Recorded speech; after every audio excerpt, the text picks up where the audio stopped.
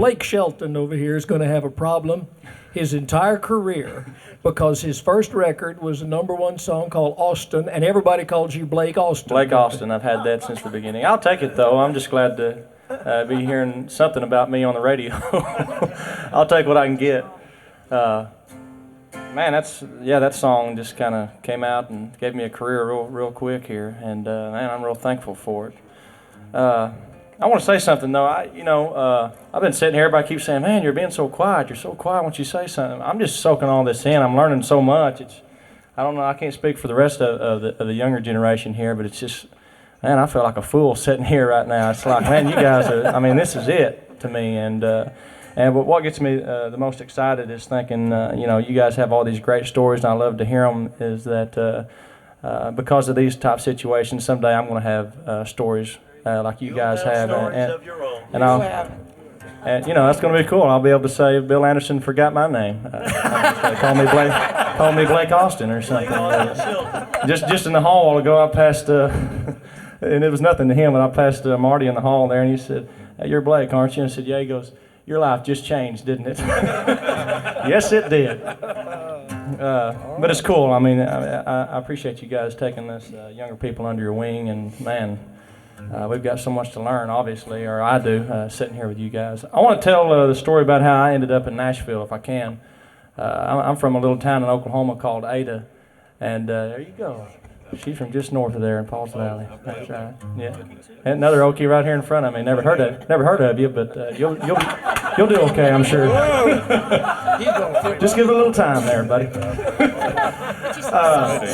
But anyway, there was a lady, and I haven't heard anybody mention her name yet, and I know she was a good friend of everybody here at the Opry, Mayborn Axton. Yeah. She had lived in Ada for a while, and they brought her back one time to give her the key to the city or something. I can't remember what it was, but they had a little entertainment for her that night, and I was part of the entertainment that they had for her. And I remember after the show was over, I got a chance to visit with her, and she told me that if I would make the move to Nashville, she thought that someday I could, maybe get a record deal or something. And so, man, that was the first person that I had ever met that was actually in the music industry, and it was a big deal to me. So 2 weeks out of high school, I was here in Nashville. I was still 17 years old, and I remember calling her when I got here and said, "May, I moved to Nashville. This is cool. What should I do now?" And it was kind of quiet for a minute, and then she said, "Well, you can come paint my house." So my first job for 2 weeks after I got here was painting Mayborn Axton's house. She had a family reunion coming up, and she wanted the place to look good. And so, but the cool thing about that was Hoyt, her son, Hoyt Axton, was in town during that time, and he wouldn't go in the house and stay. He stayed on his tour bus out in the driveway because they would get in an argument if he went in for too long. They would clash, they were too much alike. And he used to invite me on my lunch breaks to go hang out on the bus with him, and he'd just talk to me about the industry and tell me stories. You guys probably all knew Hoyt. Never met a stranger. And I remember one day I walked in there, I got real brave, and I said something like, "Hoyt, and you've written some great songs, and the thing that was on my mind was Joy to the World." And I said, "But what the heck, what do you mean when you say Jeremiah was a bullfrog, was a good friend of mine?" I said, "I don't know what that means." And he said, "Well, I'll tell you." He said, "I believe a songwriter is like a radio transmitter, and like a radio receiver."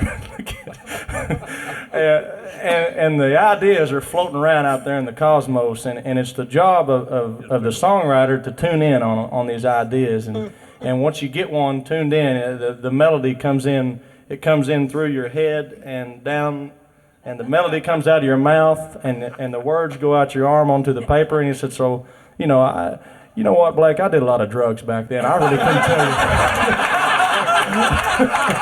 He realized about halfway through that story that I wasn't buying it.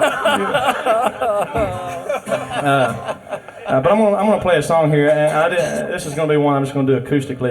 The band doesn't know it, so. But one day I walked onto the bus though, and he started tapping on the table there in his bus, and he said, "Listen to that," and he sang me this song called "Ole Red." It's a love song about a prison dog, and it ended up being the first thing we put on my album here 7 years later. I'm getting to be old now.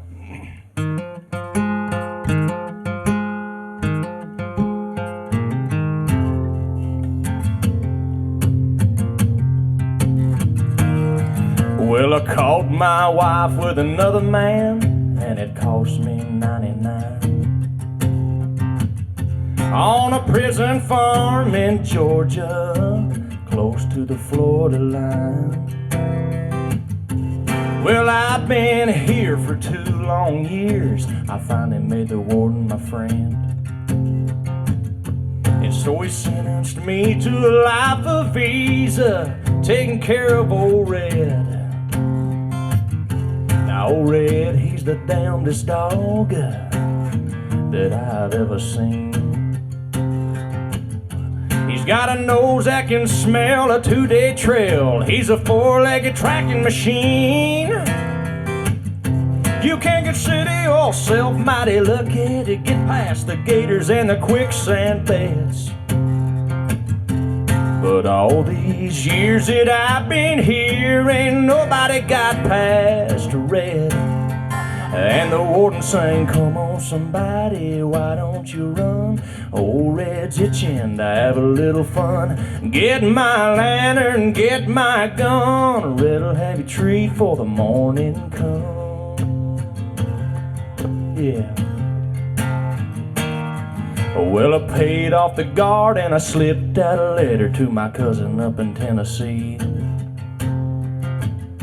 Lord, and he brought down a blue tick hound. She was pretty as she could be.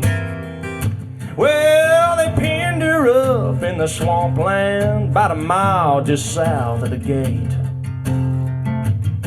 And I take Ole Red for his evening run, and I just drop him off and wait. And the warden sang, come on somebody, why don't you run? Ole Red's itching to have a little fun. Get my lantern, get my gun. Red'll have your treat for the morning come. Yeah.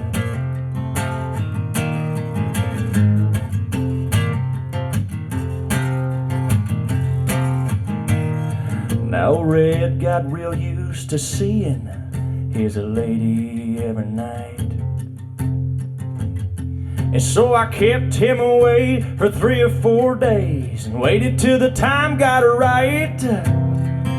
Well, I made my run with the evening sun, and I smiled when I heard him turn red out. 'Cause I was headed north to Tennessee, and Ole Red was headed south. And the warden sang, come on somebody, why don't you run? Ole Red's itching to have a little fun. Get my lantern, get my gun. Red'll have your treat for the morning come.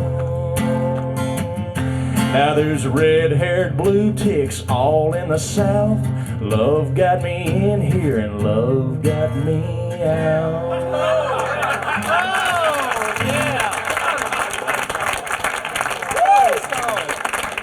Thank you. I've heard